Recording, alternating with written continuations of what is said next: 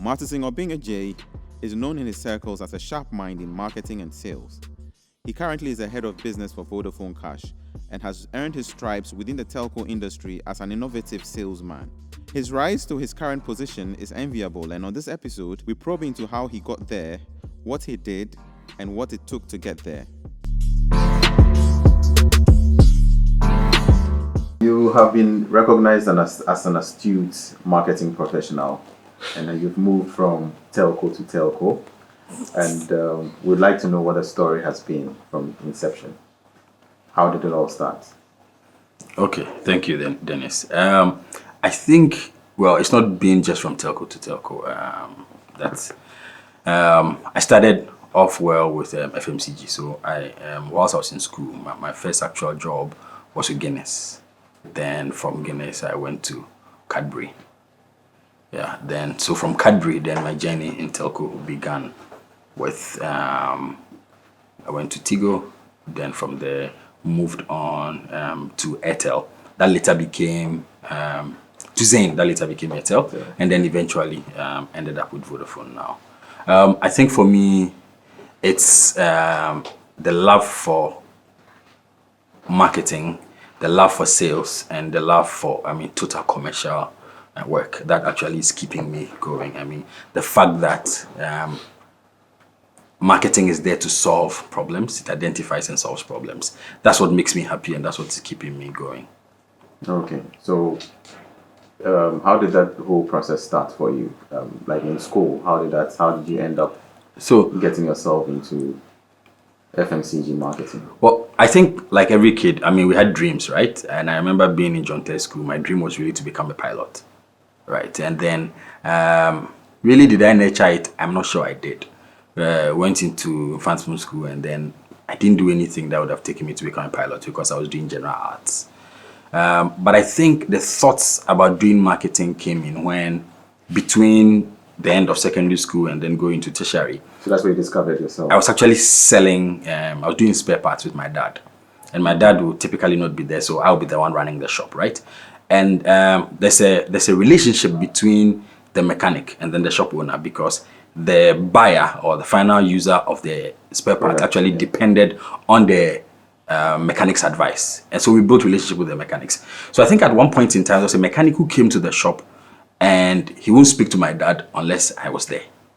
And so my dad had to call me wherever I was to stop what I'm doing and come. And I came to the shop. So I think my dad observed my interaction with the gentleman, and then he asked me if I had considered doing marketing. I'm like, no, I haven't.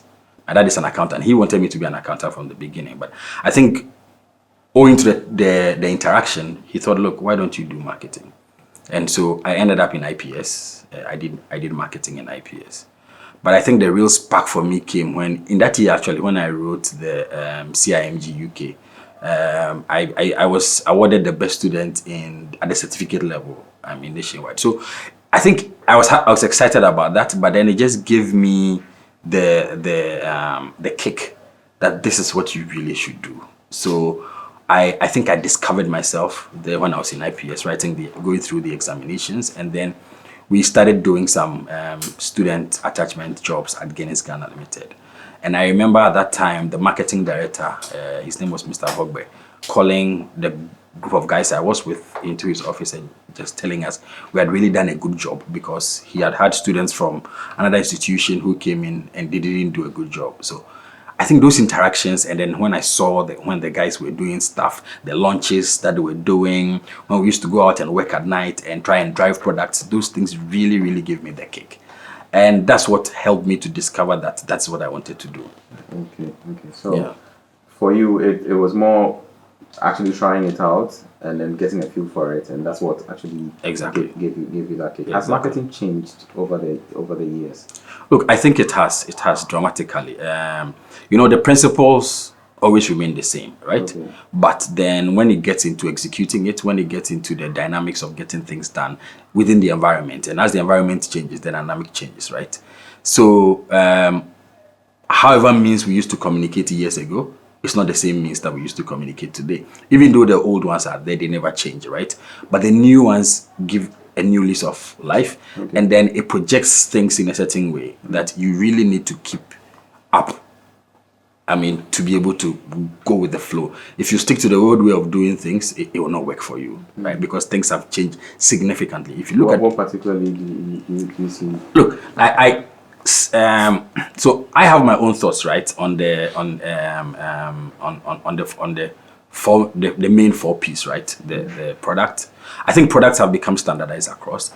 Companies are becoming are becoming smarter. Companies are investing in R&D, and so products are becoming better by the day. Yesterday, we were in a friend's house. There were 6 cars parked in the house in the evening, and I remember telling one of the guys, only one of them was a Nissan, right? The 5 other cars were Korean brands, and I told the guy, you see, 20, 30 years ago, you wouldn't touch any of these cars with a long stick, but today you can't even afford them because they offer you so much, and it's all those things are built in the construct of the product, right? If you look at the phones, first, if you look at TV sets, I mean, LG, Samsung, see what they've become, the Panasonics and Sonys and co. So I think there's a lot of investment in the product today. Some phones are enjoying high flying selling because of their brand. Some others have very good products but are not there yet. So I think the product wise, people are really getting there, right? But what cuts it for me are 2 major things: is the promotion and the communication that you put behind it, and then your ability to sell it, so to distribute, right? Mm-hmm. Now, so my background is marketing, but I've practiced sales most of the time. Mm-hmm. And we have a popular cliche in sales that says that if the preferred is not available, the available is preferred. Mm-hmm. So at the time when you are going to buy stuff, like, when you want to go and buy something like Tiro, you hardly go with a hard and fast rule about the brand that you want. Yeah. Because at that time, for those ones, any of them goes. The utility of exactly. Yeah. X don't get stamped in this country for you, so you don't know which one is coming from where, and so on and so forth. Yeah. So it's your ability to distribute it that makes a lot of difference. So for me, I will hinge a lot of my thinking of what has changed in how products are sold and distributed today, and then how they are promoted. I mean, you're a brands person, you understand the way you communicate the brand makes a whole lot of difference, right? Bad things are sold through good communication. You only realize later that it's a bad product. Yeah, so. Okay, all right. So, all of these are, they dwell within the FMCG area. So how has moving into the telcos, how does that also work out for you? What has it been like for you at Vodafone? Okay, so I think for telcos, when I was moving from Cadbury, to my first telco, which was Tigo, at the time they had made it a point to recruit people with FMCG background into their sales department, right? So we came with that kind of FMCG aggressive distribution thinking. I remember in Cadbury I was selling candy, so toffees, and then Rich Choco and Bonvita, those products. You were making an effort to train the salespeople at the till not to give people their change, but get them to buy Tom Tom, right? So you end up impulse buying, but then you realize, this product is good, so next time you try it, right? So we created channels for those products, and we had to almost lift those ideologies and bring them into telco. So when we came, we started being very aggressive, putting things out there in the market. Hitherto, you had to go into the telco's office, go and queue to try and get a SIM card. How about making distribution ubiquitous, sending it across everywhere, and then training the individuals who are selling the product to be able to communicate the benefits that you want the customer to know. So more like recruiting the agents to become that arm that you don't have of your business, because you don't have the ability to recruit so much manpower. And if you look at the consumption pattern, it's grown significantly. Look, today Ghana is 119% mobile penetration. How you do that? Through your own infrastructure, brick and mortar. So you create layers that gives you the ability, and then the channels that also gives you the reach to be able to get people to get into your product. So it was really about now moving the FMCG thinking, getting it into telcos, and then now we are moving from a lot of physical space distribution into digital. Right. So if you look at how the journey is going now, mobile money is in the market today, right? It solves a lot of problems. It bridges the gap between demand and supply. Mm-hmm. And I've always said that I don't think it was ever a lack of products that were available in the market before mobile money came, but it was the distribution pattern and then how those products got paid for. So you look at the number of businesses that are happening on social media because there's the ability to pay. So that gap has been bridged. And I think that for me, telco has done a lot in this regard, and it's only going to get magnificent from here. I mean, okay. So tell me about your rise in Vodafone. When you first landed in Vodafone, at what level did you start, and where have you gotten to now? So when I first entered Vodafone, I went in as head of consumer marketing, and then there were a few structural changes. We wanted to shift some of the things within our marketing department, so we went into what we call the segment-led approach, and so I became head of mass marketing. I mean, addressing the biggest segment within the market, and we did that. I did that for I think about a year and a half. And then when mobile money was being launched in the company, I was called, I was interviewed, and I was given the role to become the head of the mobile money business, which is what I've done till now. December will be my 5th year within the organization, and I think it's been an exciting time. Okay. I mean, yeah. And what have been the challenges, the milestones thereof? Well, I think what I do in itself, it's a challenging one, right? Also because of how the market is structured and then where we place in the market, right? So you have to necessarily put in a lot of conscious efforts to be able to make those significant or small changes that will lead to significant goals, I mean, in the future. So you wake up every morning, probably from not sleeping at night because something woke you up, and then you're thinking about what next can I do? I mean, what next can we do to get better? And for me, I'm a believer in progress, none for perfection, right? Because every day you have to add something. So when you look back at your life, your work, whatever you did, a week ago, you should be better than today. And sometimes the results don't tell immediately, but then you see the journey, you look back and you see that you've charted some course. So what I do with my team every day is to keep ourselves progressing steadily, one day at a time, until we know we'll definitely hit the goal. Mm-hmm. So, I mean, that for me has been the challenges. And the challenges are exciting because there's nothing monotonous about the job. Every single day, new challenges come up, and you really, really have to deal with it to be able to progress. So that's what has kept me really, really going. Okay, so you mentioned team. What's your leadership style as a board member of Vodafone? So I'm a board member of Vodafone. So, you know, there's Vodafone Mobile Financial Services, which is the company that I lead within the Vodafone space. For me, my leadership style, I describe myself as a very collaborative leader. So if you speak to anybody in my team, they'll tell you, once it comes up, just you can walk to me anytime, we'll talk about it. You can text me, WhatsApp me. Every form of communication is allowed, right? And as much as possible, we have a lot of informal discussions, a lot of informal meetings, just anything that gives us that one more results is admissible. So you can just come to me, we talk about it, we get things going, and then, I mean, all in the interest of the job. So I'm very collaborative, I mean, to answer your question. Okay. So are there any people or persons that you draw inspiration from? I mean, with your journey from where you started and then where you got into, are there people who have sort of mentored you, who you look up to, who have also blazed a trail for you to follow? So I entered telco first in 2006, right? And I must say that when I got my first call to come to Zain when I was leaving, when I was at Tigo, the gentleman who gave me a call, his name is Lako Chen. And then he was the one who called me and said, "Young man, my name is Lak. I hear you're a good salesman. I want to have a discussion with you. I'm from Zain." So I went and met this tall Kenyan man, and who eventually took me through the sessions, and he became my boss.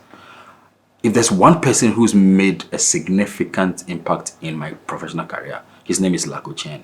He's Kenyan. He's back in Kenya now, working with Unilever. Now, that gentleman shaped my thinking of what leadership is. He actually gave me the best opportunities I could could have gotten throughout my career. I mean, and he mentored me not in the way of formal sessions, but with every interaction I had with luck, he taught me something. And then one of the best things I think he did for me was that he gave me opportunity. He could stick his neck out and said, well, I'm not available to do this. Speak to Martison. And he taught me things, strong things about decision making. And then he taught me to be fearless when it comes to making those big decisions. He taught me managing up, managing down, and managing laterally. So I drew a lot of inspiration from him. And I think whatever I've become today, I owe a lot to him because he really, really, really put a bet on me. He's not Ghanaian, so he doesn't know my father, he doesn't know my mother, nothing related. But I think he saw something in me, and then he decided to give me the opportunity. So that man, I think I owe a lot of gratitude to him. And I've had many such along the way, right? Because every step of the way you meet people who teach you new things, who influence you in a certain way. But when you look back, there's one person who stands tall, especially because they put themselves on the line for you. And they're like, I have belief in him. He should go for it. If he fails, come to me. And then he puts, when somebody reposes so much trust in you, you have no option than to succeed. Yeah. So starting out as a young man, you thought you were going to be a pilot. I wished, man. Okay. And then eventually, by stroke of luck, you did something with your father and he noticed or identified that in you. And then that became the rank upon which you stood and then started your marketing journey. And you just mentioned Lapushien as well, who has stood in the way of, taking you there. If we're to look at those behind us, they also have dreams. They also have aspirations. What single thing would you say to them so they can quickly shorten that curve of becoming or achieving who they want to become? What single thing would you say to them? Well, so there's something that I've learned recently, and it's about perspective, right? I think, look, you have to work hard, you have to work smart. I mean, it's better to work smart than to work hard. You have to know your game, right? And you have to identify what you want to be. It's not very easy to identify that is what I want to do, right? But if there's one thing that I think makes a big difference, is perspective, right? So let me draw this analogy. If you stand on a park, right, with many things, and you have a 30-degree perspective, what you see actually forms your truism. So I say that your truism lies in your perspective. But if I also stand in the same park and have a 60-degree view, I'll see two trees and you would have seen one. But you are dead sure that there's only one tree because you have only a 30-degree perspective. And if somebody stood behind me and that person had a 90-degree perspective, you see three. If somebody stood later and had 180, he'll probably see five. Now, in all of these cases, what you actually see is true, but it's because of your perspective. So what you need to do is to broaden your perspective. So for the things that you want to do, you have to be open to broaden your perspective. Otherwise, you will see things in a certain way, you will stand by them true to your death, but you might be wrong. But it's only because of your perspective. So for me, I think being very open-minded, knowing that, look, there's no hard and fast rule about life. Another thing that I believe in is that I don't think there are any absolutes. I'm not a philosopher. There's nothing to back that. But I believe that everything exists as with an element of relativity. 0 is 0. It's an absolute number, but it's because there's one. So there's none or there's some. So if there's some, then there's none. So I think that's how things play out. Relativity. So if you look at things also in that format, it broadens your perspective. And once you see your perspective broadens, you change your look of things, and you become more, flexible to life and how things are changing. Because you might draw a plan, but it might never work out the way you want it to be. So if you don't have the ability to adapt, and if you don't look at things differently, then I think you'll be caught pants down because you'll be stuck in your ways. and that will not work. I think that's the trap that many of the young people within our generation have been caught in. So I start out this way, and this is what I want to do, and this is how I go. So you advocate for exposure, broadening our perspectives, and then exposing ourselves to more. Anyway, so what are you passionate about really, and what drives you? Yeah, I wish. I mean, you always have the temptation of quoting one of those very nice cliches, but unfortunately, I don't have any. Right? The thing that really drives me is when I see the things I touch grow. Right? So I usually say that I want to see my fingerprints on the things that I touch. So when I look back today at the places that I have worked, there are things that are working there today that I touched. And those are the things that give me joy, because I know when I spend my time doing things today, tomorrow in the near future, when I look back, I'll be happy. So the thing that really drives me is how what I'm doing affects a change today, and then how it will grow to affect change tomorrow. Okay. So in view of a future on a global basis, what would be the pinnacle concept of marketing for you? What will be the topmost idea in marketing for you? Ooh, if I could predict that, I'm sure I'll be a billionaire, right? But it is that I think that no matter what you do, every once in a while you get upset with customers, but then the next moment you are also a customer to somebody, right? Now the customer choices are changing also because the world is changing so fast. Look at how things that were top-notch yesterday, today absolutely mean nothing. Like if you built a company today and you were so cocksure that this is going to work, by the next moment, somebody has a new app that addresses all the problems that you couldn't address, and things change. So I think that what is going to change marketing in the future is going to be the ability for companies to find ways really of addressing customer problems. Look, today there's AI, right? AI does fantastic things. But also remember, AI is fed by the things that we feed it with. So whatever you put in, it gives you an output. So it's if we're able to get into the hearts and minds of the customer, today there's something they call love brand, right? If we're able to get into the heart of the customer and by so doing, be able to understand the customer and actually preempt their need ahead of time, I think those are the things that will change the face of marketing going forward, right? Service recovery is very important because every service has its own failure points. But then also your ability to recover quickly gives the customer a lot of belief in you. But how about if we were able to preempt successfully? That's an almost magician. Exactly. Goal. But most of the things that we thought were not possible yesterday are possible today. So I think that in the very near future, a lot of things will be possible. So with the development of AI and all these algorithms that are used to sort of predict customer behavior and consumer behavior and all of that, what's your take on how they intrude in people's, would I call it privacy or in their own private moments? How do you reconcile that? So, For example, Google tells me I was here. I don't want Google to know who I am. But of course, with the face of the fast evolving marketing trends, we have to be able to do that, to be able to tell and satisfy customer needs. So how do you reconcile that? Yeah, well, because everything Google does on you is because you told Google to do it. That long the terms and conditions. I hear that's the most told lie in the world. I agree. I've read and agreed. So, but the thing is, so there's something I think I read somewhere that AI is being fed. People are actually feeding AI with info so that phones and apps can be able to spot nudes and then stop it from spreading, for instance, right?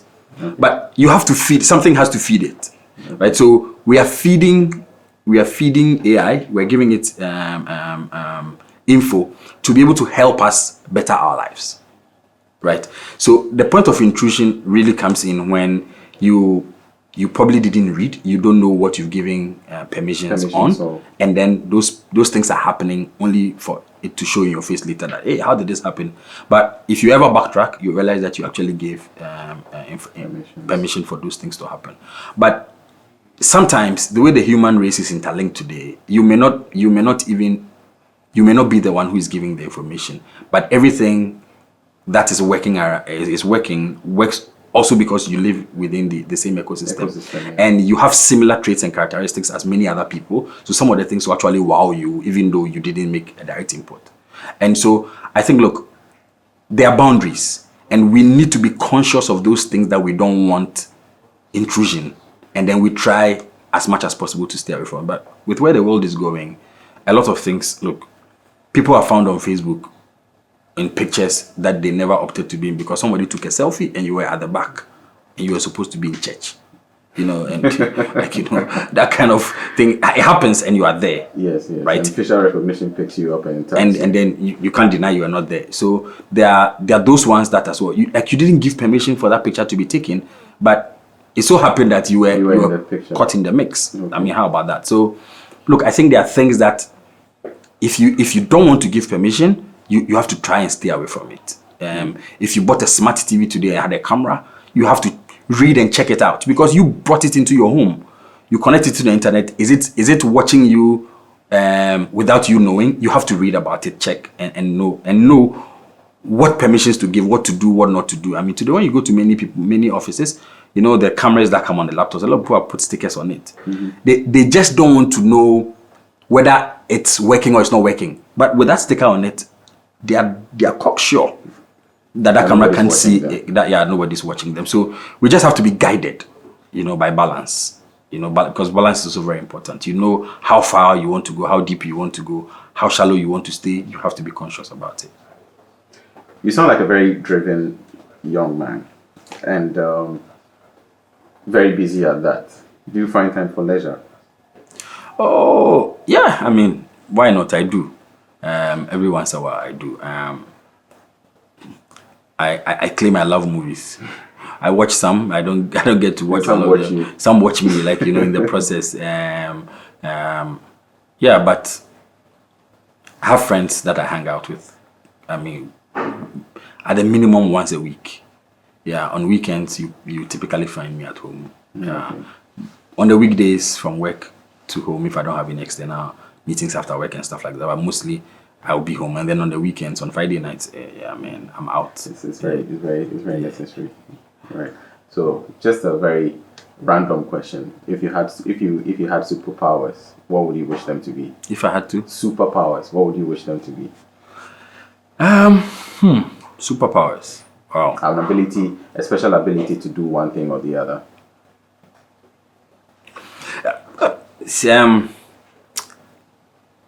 Just like I said, I mean, in my mind, I always seek progress, right? And I think every generation should be better than the one before it. So if I had superpowers, I would just wish for the world to be a better place for our children than it is for us. Because that's the only way we see progress.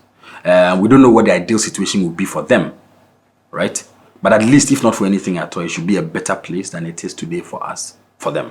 If I had superpowers, that's the one thing that I wish for. So the purpose of this series is to identify change leaders in our generation, identify people who are doing well in their fields of endeavor, and just to get their stories, and then see how they fit in the national agenda as well. In your mind, or in your own perspective, which particular area within our country, sector or ministry-wise, would you like to see change in, and how would you go about that change? Wow, that's a big question, like a manifesto question. But given your experience, I mean, if you were to be put in that position of leadership, how would your experience come to bear in changing? Maybe there's a particular ministry that is dear to your heart. There's a particular sector that is dear to your heart. How would you approach that? Okay, so just like I've said about progress, right? I think there are a lot of things that can be changed today from the way they are. So, I mean, a typical example is how difficult is it for the government to really start getting people to pay things like property rate? How difficult is it for where I live for me to know that something that I pay some way, somehow is going into the little developments that happen in the area, right? For where I live, I went one day to pay property rate, and I asked the lady, why do I have to come here at the beginning of the year to come and pay? Well, maybe I was being a good corporate citizen. I didn't been there in, I just gone to live there within a short while. And I remember I met a man who came there, and he lived abroad. He says, why have you guys made this pile? If you were sending me an email or sending me a message or something, I'd have made arrangements to pay.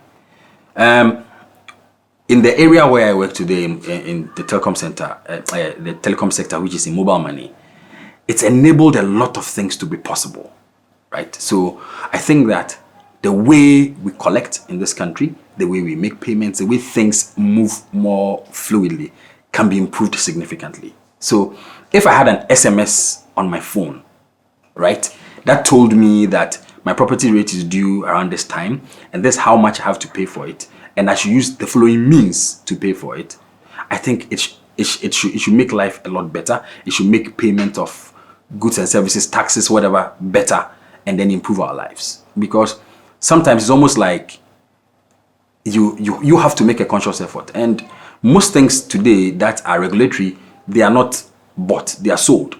It's like insurance. If you give people the chance, they will never buy insurance. But it's almost like the law says that if you drive a car on the streets, it has to be insured. So people are buying insurance, right? There should be a way that telecommunications, technology should be used in our country to make things much, much better. And Dennis, this is not rocket science. Like, if you look around the world, it's being done. It's being done. I mean, and that for me is the point. We don't have to create things that are novel. People have spent money, millions of dollars, billions of dollars, trillions, developing stuff that is working. Why is it so difficult to look out for some of these things and implement them and make them work here? Sometimes is it the laws may be there, the enforcement is probably not the thing that is cutting it for us. But I think we can use technology much, much, much, much, much better in our country to be able to better our lives in the various facets and angles of our lives. So I think for me, if I had the opportunity to make any change, I think I'll use technology much, much better than it's being used today. And we have the opportunity to do that to make Ghana a better place. So I think we should all have to go for it. Well, there we have it. Change managers who are going to make the next impact in the future. Martison, thank you for being on the show. Thank you. And we look forward to seeing you again. Sure.